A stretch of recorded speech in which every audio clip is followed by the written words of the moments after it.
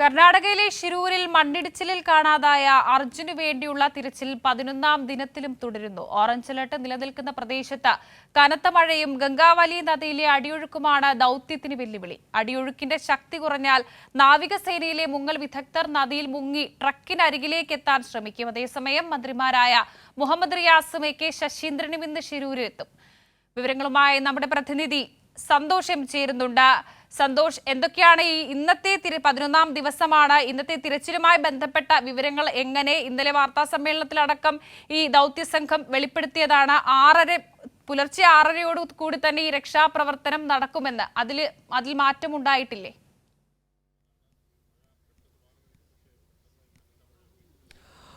വർഷ പ്രതികൂല കാലാവസ്ഥ നിലവിൽ അർജുൻ രക്ഷാദൗത്യത്തെ പ്രതിസന്ധിയിലാക്കിയിരിക്കുകയാണ്. രക്ഷാദൗത്യം മുന്നോട്ട് പോകാൻ കഴിയാത്ത വിധത്തിലാണ് ഇവിടെയുള്ള കാലാവസ്ഥ ഇപ്പോൾ തുടരുന്നത്.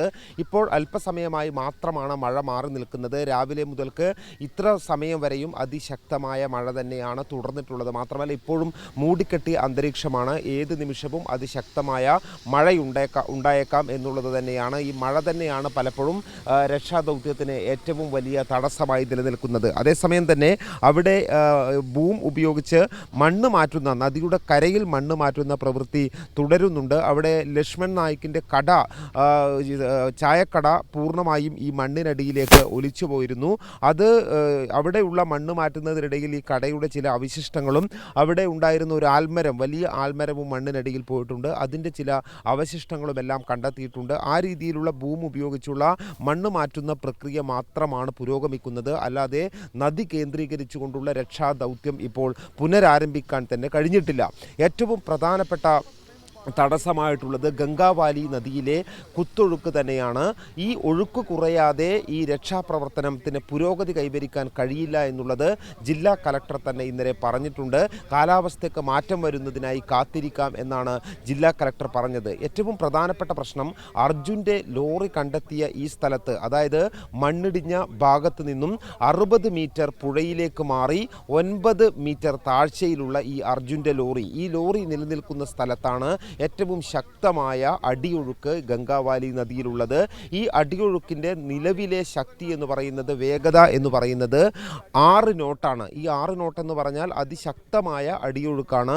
പരമാവധി ഈ മുങ്ങൽ വിദഗ്ധർക്ക് മുങ്ങാൻ കഴിയുന്ന വേഗത എന്ന് പറയുന്നത് സാധാരണഗതിയിൽ 2 നോട്ടും, പ്രത്യേക സാഹചര്യങ്ങളിൽ സാഹസികമായ രക്ഷാപ്രവർത്തനങ്ങളാണെങ്കിൽ 3 നോട്ട് വരെയുമാണ്. അപ്പോൾ അങ്ങനെയാണെങ്കിൽ ഇപ്പോൾ നിലവിലുള്ള ഈ പുഴയിലെ ഒഴുക്കിൻ്റെ വേഗത പകുതിയായി കുറഞ്ഞാൽ മാത്രമേ മുങ്ങൽ വിദഗ്ധർക്ക് അവിടെ എത്തി ഈ ദൗത്യം തുടരാൻ കഴിയുകയുള്ളൂ.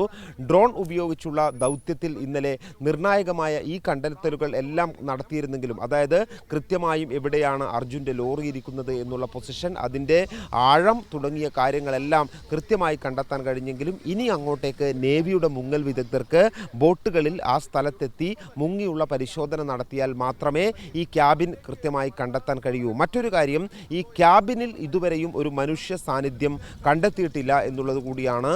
അതിനുള്ള പരിശോധന തുടരുന്നുണ്ട്. എന്നാൽ അതിൽ ഇതുവരെ ഒരു പുരോഗതി കൈവരിച്ചിട്ടില്ല.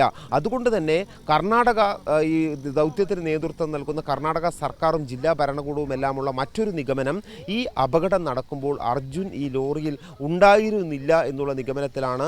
അവിടെ ഉണ്ടായിട്ടുള്ള ലക്ഷ്മൺ നായിക്കിൻ്റെ ചായക്കടയിലായിരിക്കാം ഒരു പക്ഷേ ഈ അപകടം നടക്കുമ്പോൾ ഉണ്ടായിരുന്നത്. അങ്ങനെയാണെങ്കിൽ ഈ കടയ്ക്കൊപ്പം തന്നെ, മണ്ണിനൊപ്പം തന്നെ അർജുൻ നദിയിലേക്ക്, അല്ലെങ്കിൽ അവിടെ ആ ഭാഗത്ത് ഉണ്ടാകാനുള്ള സാധ്യതയുണ്ട് എന്നുള്ളതാണ് കാർവാർ MLA സതീഷ് സെയിൽ പറയുന്നത്. അതുകൊണ്ടാണ് അദ്ദേഹത്തിന് ആ ഒരു നിഗമനമുള്ളത് കൊണ്ടാണ് ആ ഭാഗം കേന്ദ്രീകരിച്ചുകൊണ്ട് തന്നെ ബൂം ഉപയോഗിച്ചുകൊണ്ട് മണ്ണ് മാറ്റുന്നത്. അങ്ങനെ മണ്ണ് മാറ്റുന്നതിനിടയിലാണ് ഈ കടയുടെ ചില ഭാഗങ്ങളും വലിയ ആൽമരത്തിൻ്റെ ഭാഗങ്ങളും എല്ലാം തന്നെ ആ ഭാഗത്ത് നിന്നും കിട്ടിയിട്ടുള്ളത്. ഈ ഒരു ലോറി ഉണ്ട് എന്ന് സ്ഥിരീകരിച്ച ഭാഗത്ത് ഇതുവരെയും മനുഷ്യ സാന്നിധ്യം ഈ ഐബോർഡ് ഡ്രോണിൻ്റെ പരിശോധനയിൽ കണ്ടെത്താൻ സാധിച്ചില്ല.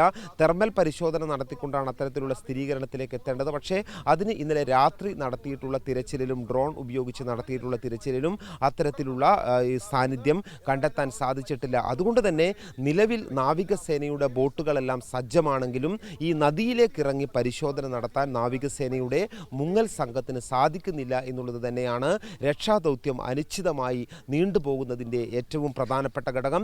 അതുകൊണ്ട് തന്നെ നിലവിലിപ്പോൾ ഓറഞ്ച് അലർട്ടായിരുന്നു. എന്നാൽ ഇപ്പോൾ ഇപ്പോഴത് മഞ്ഞ അലർട്ടായി മാറിയിട്ടുണ്ട് എന്നുള്ള ഒരു വിവരമുണ്ട്. എന്ത് തന്നെ ആയാലും ഈ ഉത്തര കന്നഡ ജില്ലയിലെ ഏറ്റവും കൂടുതൽ മഴ പെയ്യുന്ന ഒരു പ്രദേശമാണിത്. ഈ ഒരു സമയത്ത് ഈ മാസങ്ങളിൽ അതിശക്തമായ മഴ, ഗംഗാവാലിയുടെ ഒരു പൊതു സ്വഭാവം എന്ന് പറയുന്നത് ഈ സമയത്ത് അതിൻ്റെ ഒഴുക്കും ജലനിരപ്പും ഏറ്റവും ഉയർന്നു നിൽക്കുന്ന ഒരു സമയം കൂടിയാണ്. ഇത്തവണ അതിതീവ്ര മഴയാണ് എന്നുള്ളതാണ് വാസികൾ പറയുന്നത്. മുൻപില്ലാത്ത വിധമുള്ള മഴയാണ് ഇത്തവണ ഉണ്ടായിട്ടുള്ളത് എന്നുള്ളത് സൂചിപ്പിക്കുന്നു. അത് നമുക്കിവിടെ നിന്ന് നേരിട്ട് കാണാനും കഴിയുന്നുണ്ട്. അതിതീവ്ര മഴ തന്നെയാണ് ഈ മേഖലയിലെല്ലാം തുടരുന്നത്. ഇന്ന് അല്പസമയം മുമ്പ് ഉണ്ടായ ഒരു തീവ്രമായ മഴ എന്ന് പറയുന്നത് ഇവിടെ നിലയുറപ്പിക്കാൻ പോലും കഴിയാത്ത വിധമുള്ള കാറ്റും മഴയുമായിരുന്നു ആ സമയത്ത് ഉണ്ടായിരുന്നത്. അതുതന്നെയാണ് രക്ഷാദൗത്യത്തിനുള്ള പ്രധാനപ്പെട്ട വെല്ലുവിളി. ഇന്നലെ ഡ്രോൺ ഉപയോഗിച്ചുള്ള പരിശോധനയിൽ പോലും പലപ്പോഴും ഈ വലിയ കാറ്റ് അത് തടസ്സപ്പെടുത്തുന്ന സാഹചര്യം ഉണ്ടായിരുന്നു. ഏതായാലും ഇനി കാലാവസ്ഥ മാറുന്നതുവരെ ഒരു വലിയ പ്രതീക്ഷ ഇല്ലാതെയുള്ള ഒരു കാത്തിരിപ്പ്, അതുതന്നെയാണ് ഔദ്യോഗികമായി തന്നെ ബന്ധപ്പെട്ടവർ സമ്മതിക്കുകയും ചെയ്യുന്ന കാര്യം. വർഷ. ശരി സന്തോഷ്, ദയവായി തുടരുക. ഇനിയും വിവരങ്ങൾ ലഭിക്കേണ്ടതുണ്ട്.